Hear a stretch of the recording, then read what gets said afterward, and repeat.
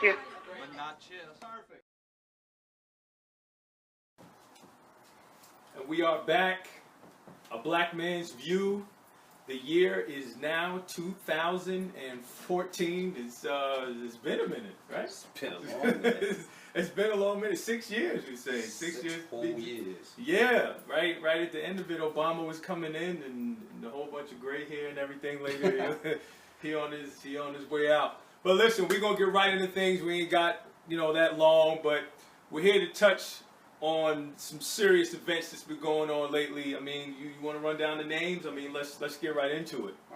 Let's start off with step forward. Get away from the people on that crowd. So you get caught up in some melee.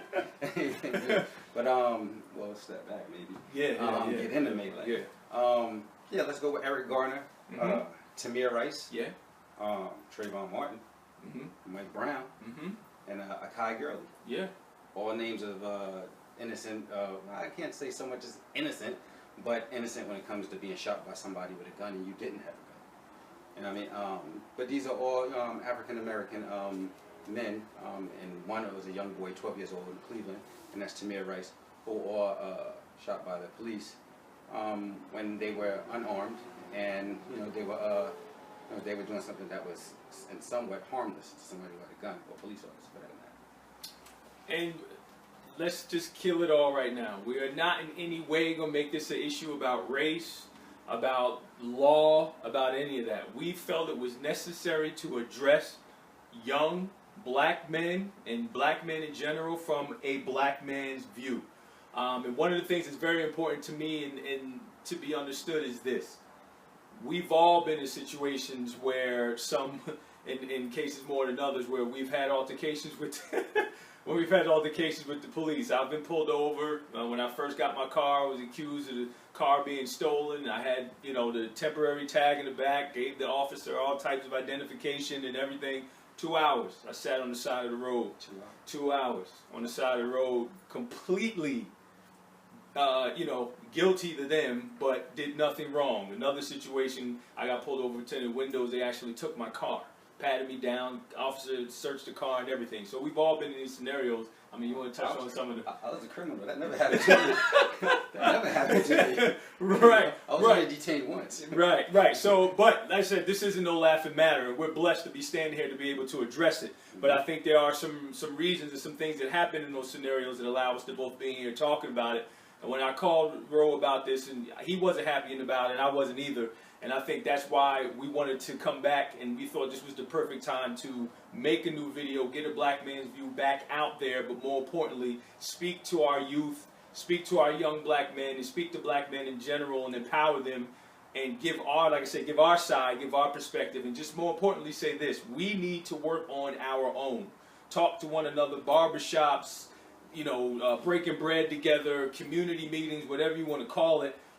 To comfort our own and be there for the families, whether it's I Can't Breathe shirt by LeBron James, whether it's this video, or whether it's the peaceful protests that you're seeing all over New York City. I don't condone, nor does Ro condone tearing down your own community because you're not happy about people that made a decision outside of it, because that's what they want to see you do. Yes, indeed. So, I know you got some heavy feelings too. It kind of bothers me when people tear apart the communities, I'm not even 100% for the peaceful protest. You know what I mean? I totally feel that if somebody do you wrong, then you're supposed to do them wrong in the same way. I'm totally for that and anything. But when you start burning down the city and you saying like this, well, we're not going to spend no money and we're going to tear down the things that we spend money in, where you going to get your Cheerios from? That's all I want to know. I mean, I'm being for real. I mean, listen, at the end of the day, you know what I mean? You have the power to be the change, just like the sign says back there. Yeah, right. Them people going off and everything out there, in Ferguson, in LA, in San Francisco, in Florida, in New York City, and everything, and in Atlanta, you know what I'm saying, and all of these places, you know what I'm saying? If somebody do something to you, then you should do something back to them. I'm all for that. You know what I mean? Some people might not be for that. I'm all about the eye for an eye thing. And anything, turning in your guns and everything for $100 and everything. I'm not for that. I'm gonna be straight up. You know what I mean? You might need those one day. You know what I mean? I'm just being 100%. I'm not saying that that's his thoughts, you know what I'm saying, his belief system, whatever, but it's mine. You know what I mean? At the end of the day, it's all senseless killings. or whatever like that. But that's what I'm not for. Point blank. Right. You know? Listen, I think that's basically why we're here, just to express those sentiments.